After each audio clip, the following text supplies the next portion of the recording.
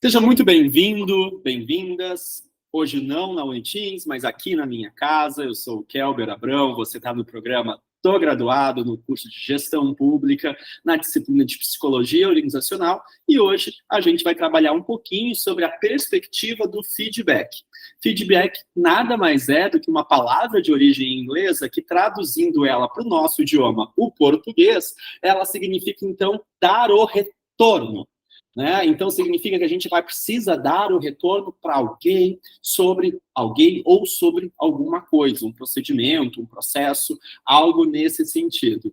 Ele é muito importante para que a pessoa possa, do outro lado, se aprimorar enquanto profissional ou enquanto sujeito. Por quê? Eu consigo fazer esse feedback nos meus relacionamentos amorosos, pessoais e profissionais. E aí, então, para que a gente consiga fazer esse feedback, que é uma conversa muito importante e deve acontecer prioritariamente de forma presencial ou de forma virtual, olho no olho, vou optar por não usar slides para que a gente possa ficar se olhando ali e para que você veja a importância desta, o que a gente chama, uma comunicação assertiva. E o que é essa comunicação assertiva, Kelber? É usar o tom de voz adequado, o espaço adequado para fazer uma crítica, que pode ser uma crítica negativa, uma crítica construtiva ou uma crítica que é aquela que todo mundo gosta de receber, a crítica positiva sobre um procedimento, um processo ou uma pessoa. Agora, nesse sentido, né, para que a gente possa se guiar ali, quantos feedbacks você deu este ano? Muitos? Poucos? Você deu esse feedback para as pessoas que trabalham para você, para os seus parentes, para o seu relacionamento? Será que você consegue se comunicar com seu namorado, com a sua namorada, com seu filho, com a sua filha, com seu marido, com a sua esposa? Você consegue dizer, aqui me incomoda, até aqui tudo bem, a partir daqui já não me cabe mais, está me ferindo, está me magoando? Se você consegue fazer isso, qual é o feedback que você mais acreditou que foi efetivo para a tua vida? Se você recebeu feedback e qual foi o mais efetivo, você também deu feedbacks. Então, você deu feedbacks positivos para as pessoas, você deu feedbacks negativos para a pessoa, você recebeu feedbacks positivos e negativos, qual o que mais te atravessou? Qual que fez você parar, e melhorar, então, você enquanto sujeito, você enquanto pessoa? Por exemplo, Kelber, você está gastando demais. Aí eu vou dizer assim, se eu tô uma pessoa já, né, não receptiva a receber esse feedback, que acontece. Eu vou dizer assim, dinheiro é meu, eu faço o que eu quero com ele. Sim, dinheiro é meu. Só que se a pessoa está preocupada com o meu desenvolvimento, se a pessoa faz parte do meu seio, enquanto amigos, enquanto família, ela vai dizer assim, Kelber, você está gastando demais, a tendência é chegar uma hora que você possa se endividar, e isso pode ser ruim para sua saúde emocional e depois para sua saúde física. A forma como ela falou vai fazer com que eu pare e repense sobre este processo. E aí isso é muito interessante, porque eu vou dizer, não tinha pensado sobre este prisma, sobre este viés. Talvez seja interessante eu gastar menos. Pensar no futuro, né? Reserva de emergência é o termo que a gente usa tecnicamente para a área da administração, para a área da gestão pública, por exemplo. Né? Por que muitos municípios se endividam? Não tem reserva de emergência. O que é uma reserva de emergência, Kelber? É um espaço que a gente separa do orçamento para que, caso aconteça alguma eventualidade, se tenha um dinheiro separado para isso. Por exemplo, estou aqui na minha casa, feliz e contente, gravando esta aula para vocês, e aí destelhou. Algumas telhas quebraram, vou ter um gasto extra. Estava previsto no meu orçamento que eu ia ter que trocar o telhado? Não estava previsto. Aconteceu. Não tenho dinheiro. Aí eu já vou lá me endividar, porque eu vou ter que pedir um empréstimo para poder fazer a manutenção do telhado. Cara, eu tive uma reserva de emergência. Todo mês eu fui separando um pouquinho para quando acontecer uma eventualidade. Uma doença, um acidente, alguma coisa assim. Se a gente é profissional autônomo, isso ainda é mais importante. Foi o caso da pandemia, porque muitas pessoas se endividaram, porque elas não estavam preparadas para isso, né? Sim, Kelber, né? As pessoas acabam ganhando menos do que elas merecem, trabalham mais, ganham menos. Infelizmente isso acontece, só que teoricamente a gente precisa sempre gastar menos do que a gente ganha, tá? E aí, se eu gasto menos, sobra um pouquinho, e aí eu vou chamando isso de uma reserva de emergência, que pode ser também uma hora para quando acontece isso, e eu tenho uma outra reserva, que é a reserva dos sonhos, né? E aí eu paro e pergunto para você, qual é o teu sonho, né? O teu sonho material nesse momento. Você já parou e pensou o que você gostaria de adquirir, ou que experiência você gostaria de ter neste ano de 2024? Qual lugar que você gostaria de conhecer? O que você gostaria de comprar? Né? As metas pessoais, né, são importantes, mas também é interessante ter uma meta financeira, né? O que é a meta pessoal, Kelber? Eu me desenvolver cada vez mais, eu me tornar um pai melhor, eu me tornar uma mãe melhor, um gestor melhor, uma gestora melhor, tudo isso extremamente importante e necessário, mas também a gente precisa trabalhar um elemento que é a ambição. Esta ambição é que faça com que o colaborador também tenha esse interesse em trabalhar e executar a sua atividade de forma melhor. Por exemplo, eu vou trabalhar numa ideia de recompensa dentro da empresa.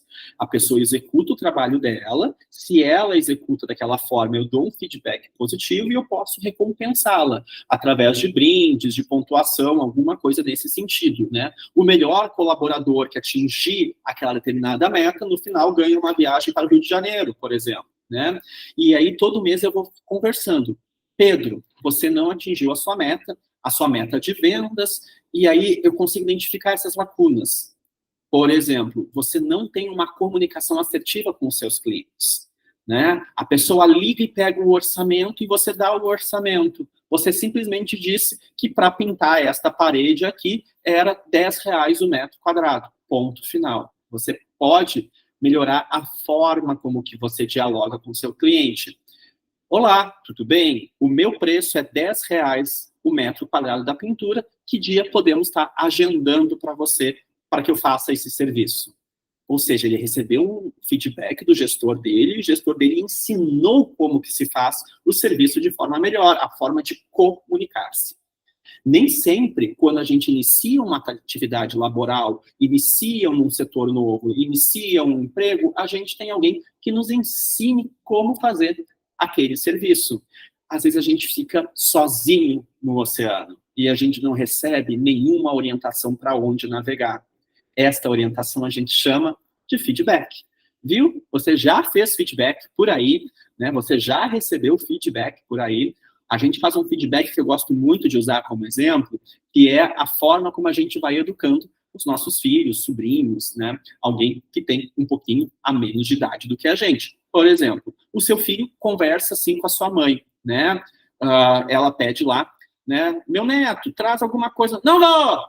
E aí você fala, você vira para o seu filho e fala, isso é jeito de conversar com o seu avô, com a sua avó? Isso já é um feedback. Você, né, corrigiu um comportamento que não é adequado, mas você corrigiu de forma positiva. Diferentemente, por exemplo, de eu falar assim, não grita com ele!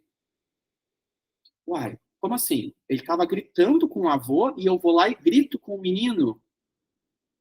Não é um feedback efetivo. A tendência é essa criança gritar mais. E aí é o outro sujeito grita mais para que você tente ver quem tem mais força nessa relação. E é uma relação que não pode medir forças. Naturalmente, quando alguém está gritando, você fala mais baixo do que você já fala naturalmente.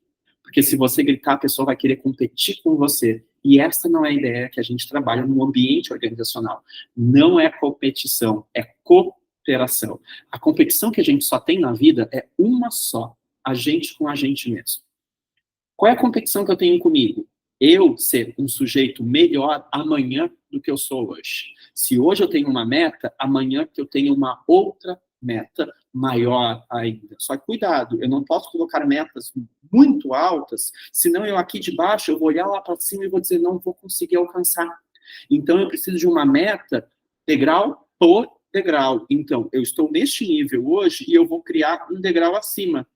Eu vou aproveitar esse momento que eu subi aqui e aí eu já vou começar a esticar minha cabeça e querer o próximo degrau.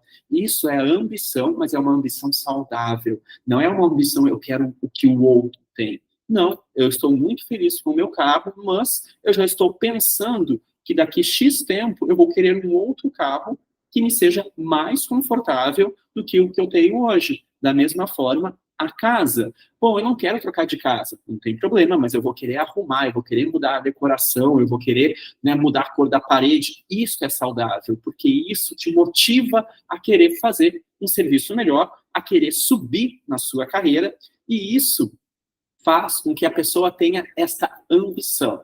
Se você disser assim, nossa, já conquistei tudo que eu queria, você não tem pulsão, você não tem vontade de ir a mais, além. E se você não tem vontade, você vai ser aquele funcionário que vai estagnar. E se você não for ou não tiver um bom gestor, esta pessoa não vai conseguir fazer a sua grande potência, né, desse colaborador. E é necessário que seja uma pessoa que consiga estimular as outras. Então, vamos criar metas para esse ano? Pega lá o calendário, divide aí os 9 meses que tem pela frente e cria metas. Qual é a meta para o mês de março? Para o mês de abril, maio, junho, julho, agosto, setembro, outubro, novembro, dezembro? O que você espera?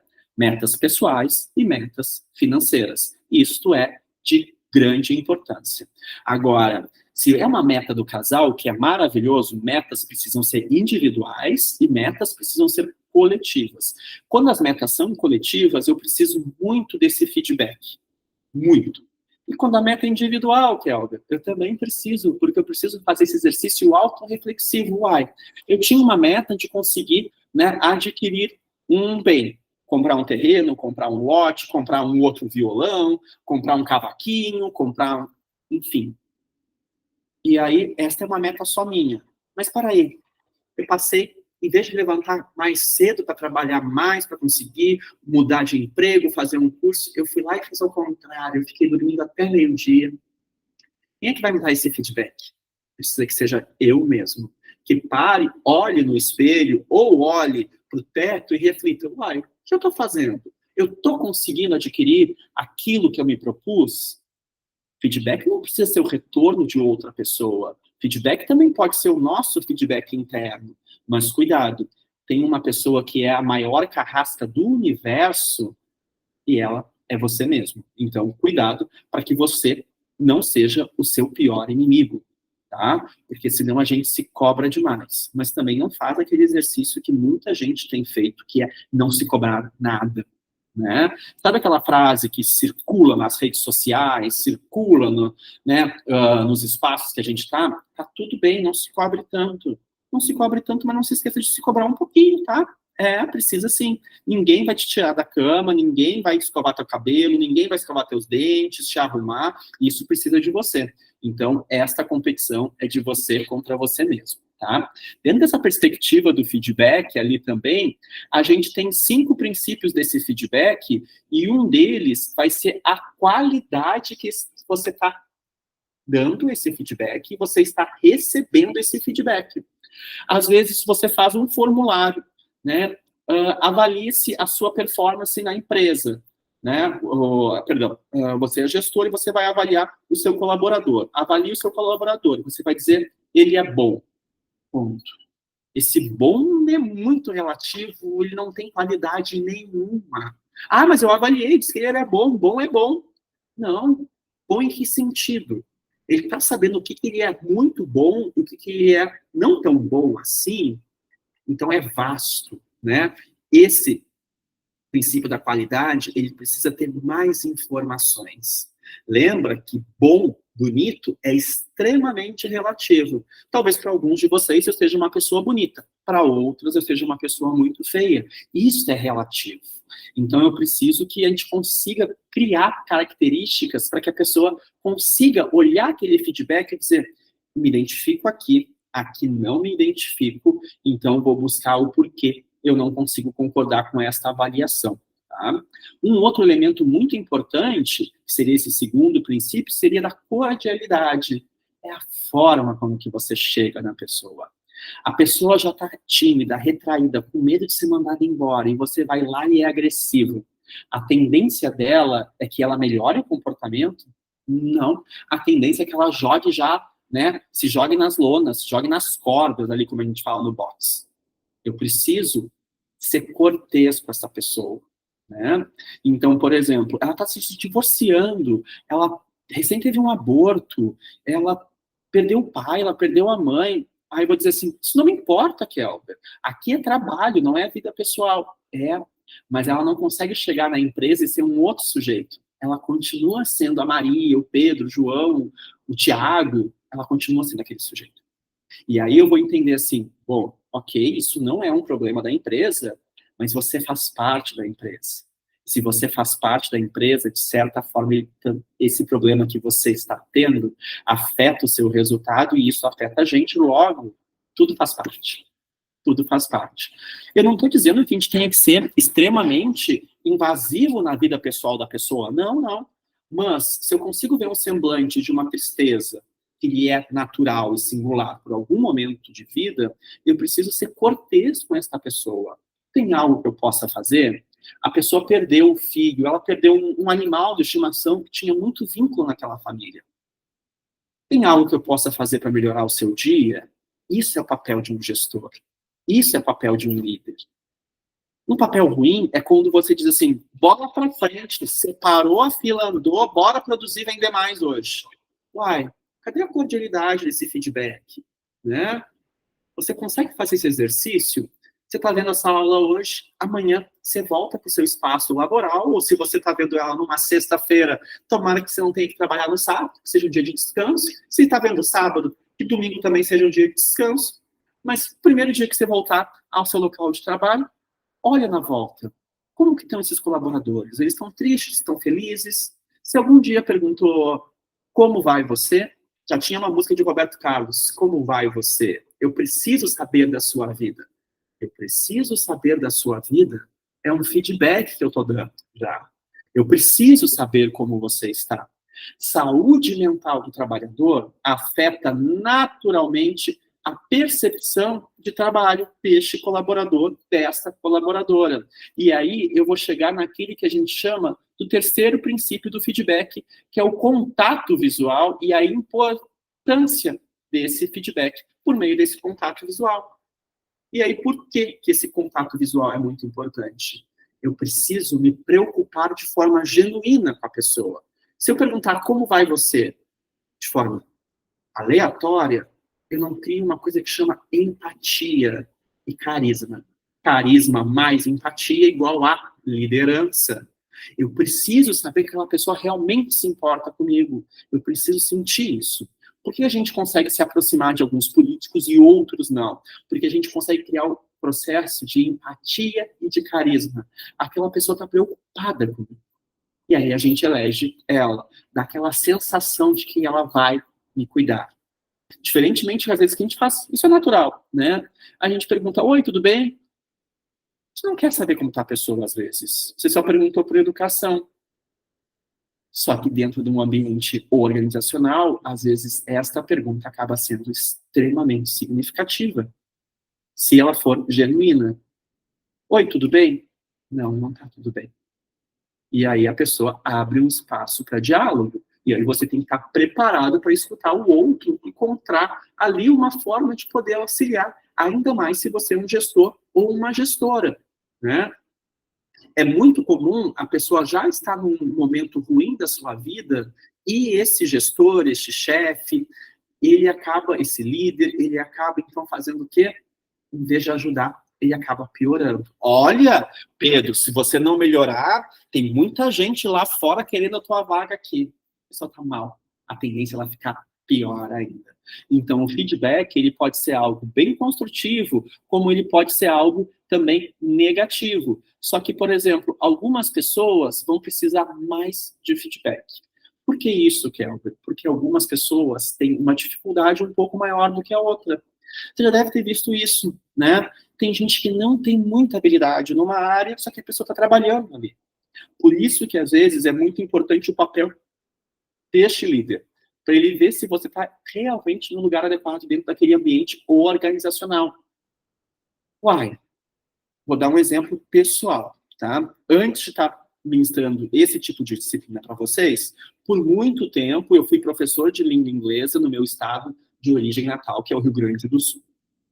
Um dia eu estava dando aula de inglês, eu era muito bom naquilo que eu me propunha a fazer, só que aí um dia o diretor da minha escola falou assim, Kelber, você já está aqui há X anos, só que antes de você tinha a professora, né, professora Inês, que dava inglês nessa escola, né? Era uma escola pública, eu era concursado lá. E, assim, ela voltou. Ela estava há anos com uma licença tratando um câncer, agora ela já está curada e ela pediu para voltar para essa escola e a vaga era naturalmente dela. E aí, ele, assim, só cabe um professor de inglês na escola. Não cabem dois, por causa do número de turmas. Você tem duas opções agora. Ou eu te ajudo a escolher uma escola que seja boa, que eu conheço que os colegas são bons de trabalho, de relacionamento, os alunos, o ambiente como um todo, o ambiente escolar, ou você muda para dar aula de português. Na formação, eu tinha formação para português e para inglês, mas naturalmente, não sei porquê, acabei ficando sempre dando aula de inglês, nunca mexi com português. E aí eu falei para o meu diretor, na época, eu assim, nunca dei aula de português. Ele assim, eu tenho certeza que você é infinitamente melhor dando aula de português do que de inglês. Como eu já estava lá há 4 anos na escola, mais ou menos, eu pensei assim, eu não quero sair daqui. Eu gosto dos meus colegas professores, eu gosto dos meus colegas alunos, eu gosto dos servidores, eu gosto do bairro, eu gosto de tudo. E eu assim, então, bora. Arrepia quando a gente fala isso. Foi a primeira grande virada da minha vida. Na sequência, eu vendi um projeto para uma universidade e o que me parecia ser muito difícil virou realidade, que era ter um carro. Eu pegava 8 ônibus por dia. 8. Todos os dias, 8 ônibus. Segunda a sábado. E aí, eu vendi um projeto de língua portuguesa para estudantes de engenharia que sabiam fazer cálculos, mas não sabiam escrever e não conseguiam ler as informações direito das coisas que tinham que fazer. Com o dinheiro que eu consegui, eu comprei meu primeiro carro, que para mim era algo tão distante. E aí eu comecei a trabalhar para editoras do Brasil inteiro, que eu recebia os livros, né, por e-mail, revisava os livros de língua portuguesa e mandava de volta por e-mail. Então era um serviço extra que eu conseguia fazer final de semana, feriado, no horário que eu tinha livre ali, né? E aí aquilo deu uma virada financeira na minha vida. E aí uma virada financeira me permitiu chegar num patamar que eu queria de felicidade, adquirindo algumas coisas, como a minha casa, por exemplo, né? Além do carro, e aí isso foi aumentando a minha qualidade. Olha o feedback que eu recebi desse diretor. Ele conseguiu identificar uma potência ali. Naturalmente, eu já criei uma resistência. Não, sou professor de inglês, não vou mexer com português. Ele identificou. Ele deu o feedback correto. E aí, eu sou grato, e aí eu conto essa história aqui, porque ela está também em alguns livros que eu escrevi, em sinônimo de gratidão, quando a gente tem um líder que consegue identificar algo positivo na gente. Então, tem gente que precisa de mais feedbacks. Vai que eu não entendesse aquilo naquele momento, não tivesse preparado. Eu dei o primeiro não. E aí ele insistiu, olha, pela experiência que eu tenho, tu vai te sair muito melhor com língua portuguesa. Isso é fantástico. Isto é um processo de liderança, tá? E aí, uma outra característica desse feedback é a ausência dele. Às vezes, você acha que tá tudo bem.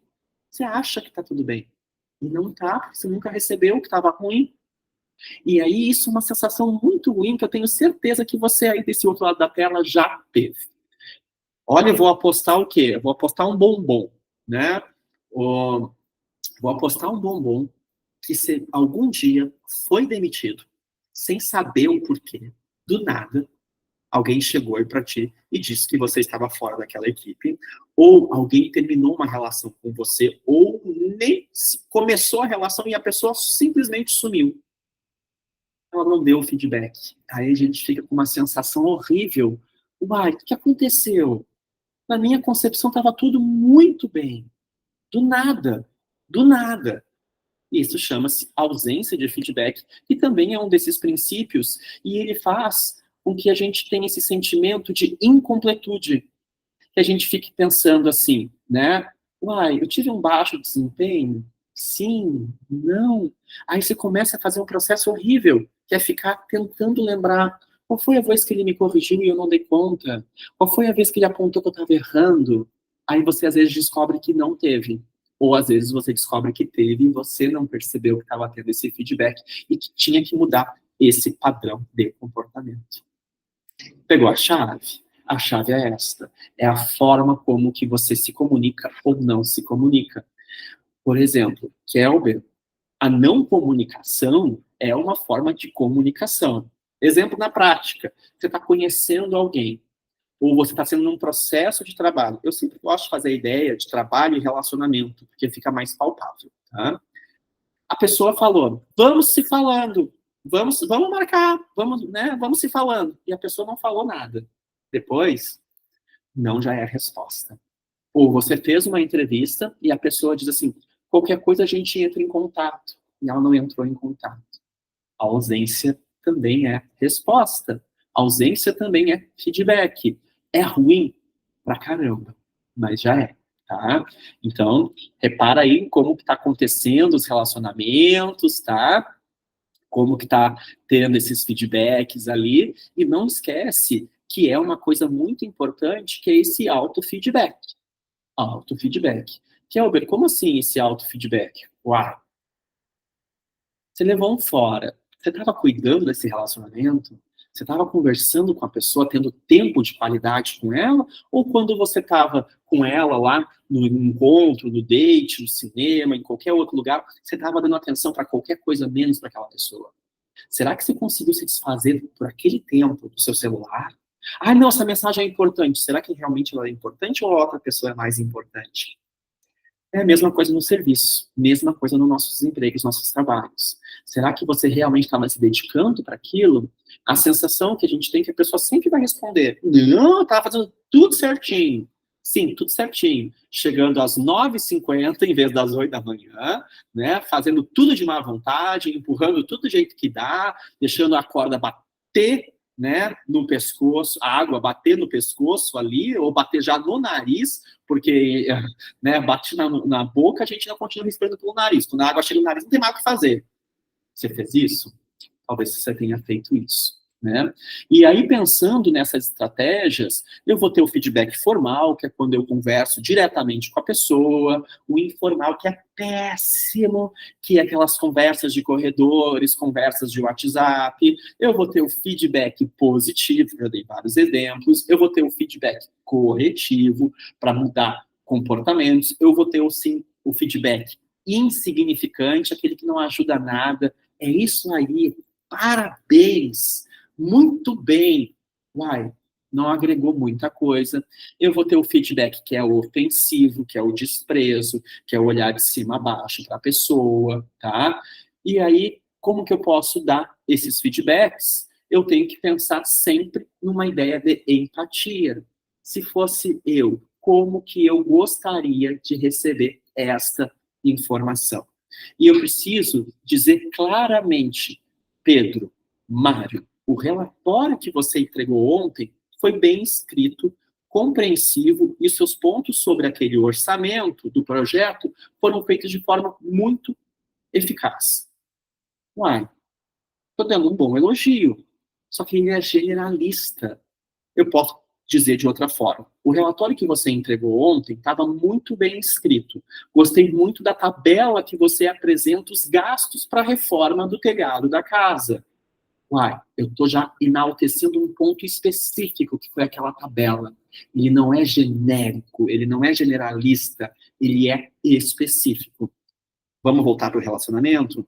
Mário, Mariana, você é muito bonito. Adoro a forma como que você fala comigo, sempre de uma maneira muito gentil e carinhosa. Ou seja, você colocou a beleza naquele gesto específico. Você não foi generalista, tá?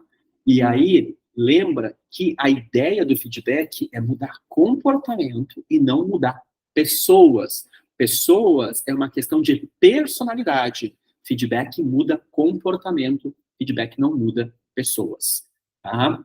Vamos pensar quase que fosse uma questão de prova. Feedback muda comportamento, feedback não muda pessoas, tá? Agora, por exemplo, exercício reflexivo. Feedback muda comportamentos, feedback não muda pessoas. Vamos encerrar? Pensando agora, o que você precisa mudar de comportamento na sua vida? E que pessoas você não precisa mudar? A gente não muda a pessoa que se muda, tá? Mas que pessoas você precisa mudar elas da sua vida? Tirar dessa função de coadjuvante e trazer ela para a função de protagonista, e alguns protagonistas, você deixar ela como nem coadjuvante, porque coadjuvante parte da história, né? Faz parte da história o coadjuvante, mas deixar ela lá como, né? Faltou a palavra. Qual é aquela palavra? Não como coadjuvante, elenco de apoio, voltou a palavra. Aquele elenco de apoio, aquele figurante lá atrás, né? Algumas pessoas você precisa tirar da sua vida, né? Porque você já deu uma quantidade significativa de feedbacks, ela não mudou comportamentos em relação a você, o que a gente chama de relacionamentos tóxicos, amizades tóxicas. Aí agora você tem duas escolhas: ou sair, pedir para ela sair da sua vida, tirar ela da sua vida, amputar, às vezes, ela da sua vida, e se ela é um colaborador e você já esgotou as possibilidades, infelizmente, resta o processo demissional. Perfeito? Aproveita que temos aqui ainda vídeos de apoio, lê o nosso capítulo específico da apostila sobre feedback e a gente se encontra em um próximo momento. Grande abraço, te espero. Até lá.